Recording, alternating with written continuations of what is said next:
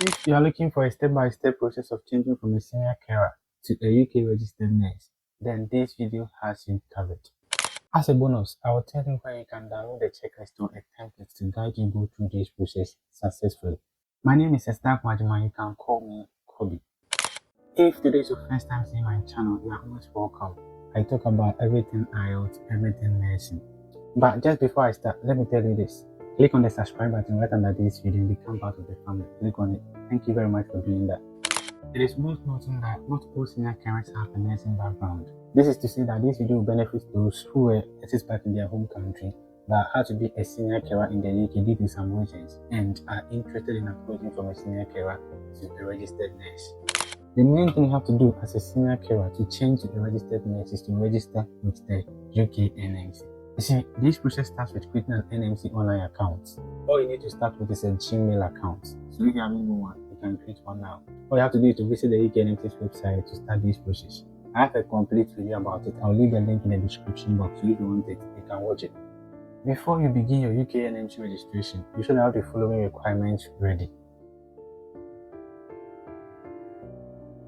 This can be either IELTS or OET. One of these will prove to the UKMC that you can communicate effectively in English. If you are using the IELTS, make sure that you have achieved the following scores. And for the OET, try to get the following scores. If you don't have the IELTS or the OET, you can use the supporting information from your employer, but you have to meet these criteria. So if you have lived in the UK for 1 year or more as a senior carer, then you really qualify to escape the IELTS or the OET route. But remember, this is not the only option. There are other criteria you have to meet, and I'm going to tell you. You should be working in a health and social care setting for 1 year. You should be coming from a country that is not considered to be a majority English-speaking country. So if you are from Ghana, you are good to go. If you are from Nigeria, you are good to go. At this point, if you qualify to use supporting information, I will say congratulations. You will need to choose training as the option when providing an evidence of your English language proficiency. So be mindful that you'll be asked to upload a copy of your school's transcript before the supporting information follows.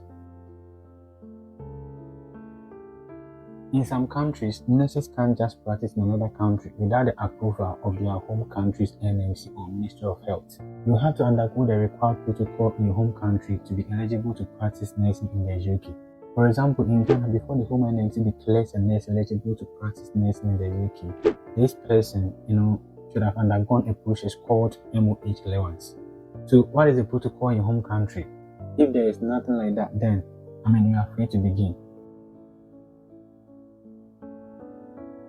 Before the UKMC gives you the go-ahead to write CBT and then the OSCE, you should be deemed eligible to practice as a nurse in the UK. The NMC UK would reach back to your home country's NMC to make some checks on you. This process is called eligibility check, or what I usually call verification.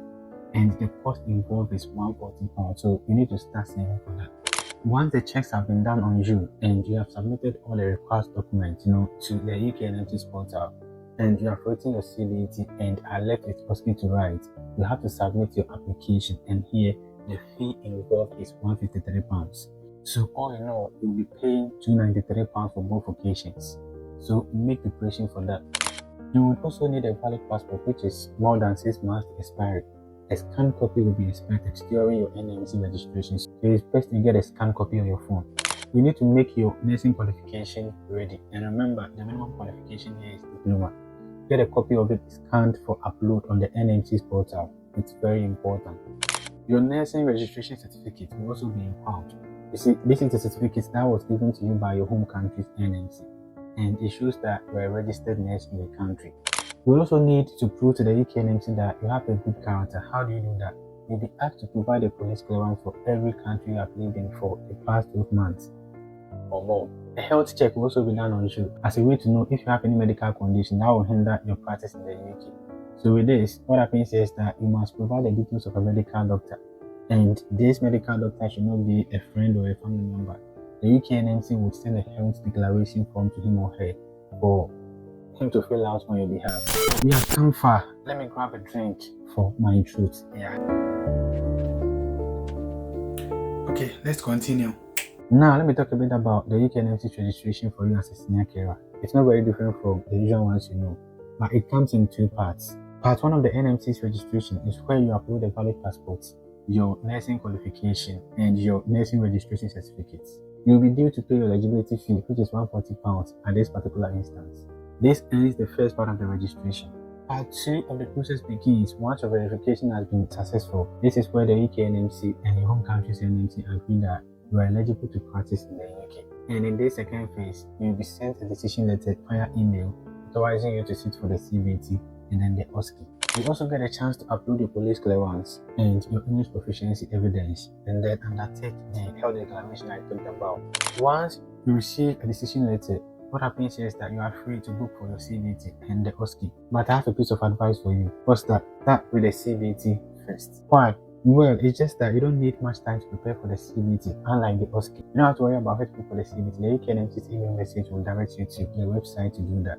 Once you pass your CBT, you will then be left with OSCE to write. And at this point, you will be mandated to submit your application to the UKMC. And then before you click on the submit button, your application fee must be ready. Until you pay this fee, your application cannot be submitted.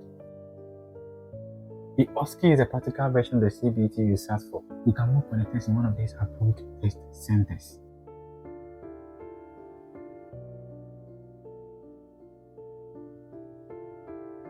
My advice is that, you see, once you pass your CBT, start searching for jobs. At least, if you get one, your OSCE fee can be sorted by them and you wouldn't have to bear the cost. This is how far you have come. Has the information in this video been helpful to you? Let me know in the comment section. Thank you very much for being with me up to this point. Hope to see you in my next video.